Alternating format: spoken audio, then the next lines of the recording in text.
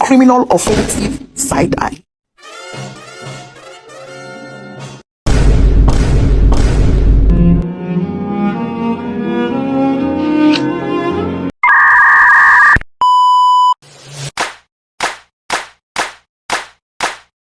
Assalamualaikum warahmatullahi wabarakatuh.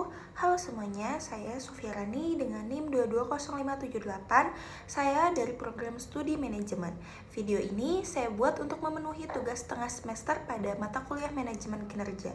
Dalam video ini, saya akan sharing sedikit tentang manajemen kinerja.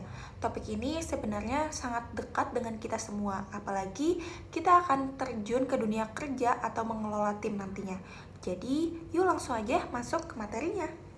Jadi, apa itu manajemen kinerja? Manajemen kinerja itu sebenarnya adalah cara organisasi untuk memastikan semua orang bekerja ke arah tujuan yang sama. Bukan hanya soal mengukur kerja, tapi juga mengembangkan potensi individu dan tim. Tujuannya adalah memastikan bahwa semua elemen organisasi bergerak selaras menuju ke pencapaian tujuan yang strategis. Poin penting dalam manajemen kinerja ada 3. Yang pertama ada proses berkelanjutan. Tidak hanya dilakukan sekali dalam setahun, tapi secara terus-menerus. Yang kedua ada fokus pada individu dan tim, mengembangkan karyawan secara personal maupun kolaboratif. Yang ketiga ada evaluasi dan perbaikan. Kinerja dinilai secara objektif dan ditindaklanjuti dengan perbaikan atau pelatihan. Lalu pentingnya manajemen kinerja. Kenapa kita butuh manajemen kinerja? Agar tujuan pribadi dan tujuan perusahaan sejalan. Ini juga membuat karyawan lebih produktif dan lebih menghadapi perubahan, membantu menyelaraskan tujuan individu dengan tujuan organisasi sehingga semua upaya terkoordinasi secara efektif. Meningkatkan produktivitas dan motivasi karyawan melalui umpan balik dan pengembangan yang berkelanjutan. Lalu ada membekali organisasi untuk lebih siap dan menghadapi perubahan bisnis yang dinamis dan menuntut. Ada pula siklus-siklus manajemen kinerja. Yang pertama itu ada perencanaan, evaluasi, mentoring, dan pengembangan. Selanjutnya itu ada teknik penilaian kerja. Ada banyak cara menilai kerja, misalnya feedback dari banyak orang bisa kita simpulkan 360 derajat atau menilai berdasarkan target MBO atau pakai balanced scorecard yang lebih komprehensif. Faktor yang mempengaruhi kinerja itu ada 3. Yang pertama itu ada motivasi dan kompetensi.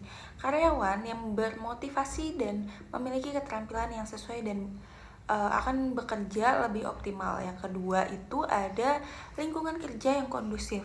Fasilitas hubungan antar pegawai dan budaya kerja akan positif mendukung produktivitas. Dan yang terakhir itu ada gaya kepemimpinan yang efektif.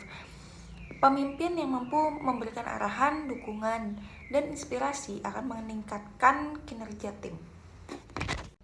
Lalu ada tantangan dalam manajemen kinerja. Tantangan pasti ada, seperti tujuan yang tidak jelas, penilaian yang subjektif, atau kadang kurang mendukung dari pimpinan. Semua ini perlu diatasi dengan komunikasi yang efektif. Baik, saya akan memberikan contoh studi kasus singkat.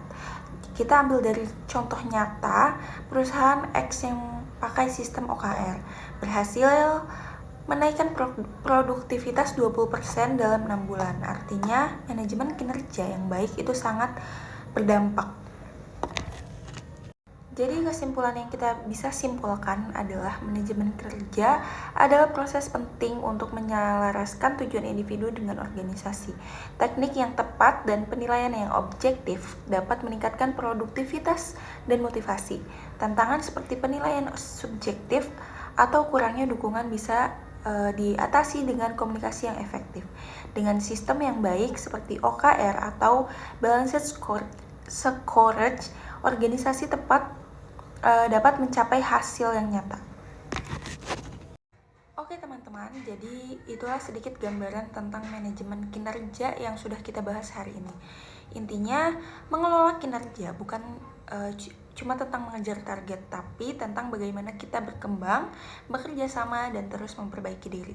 Kalau manajemen kinerja dijelaskan dengan baik, bukan cuma individu yang sukses, tapi juga seluruh organisasi. Terima kasih karena sudah menonton video ini hingga akhir. Jika ada pertanyaan, boleh langsung di kolom komentar. Terima kasih. Assalamualaikum warahmatullahi wabarakatuh.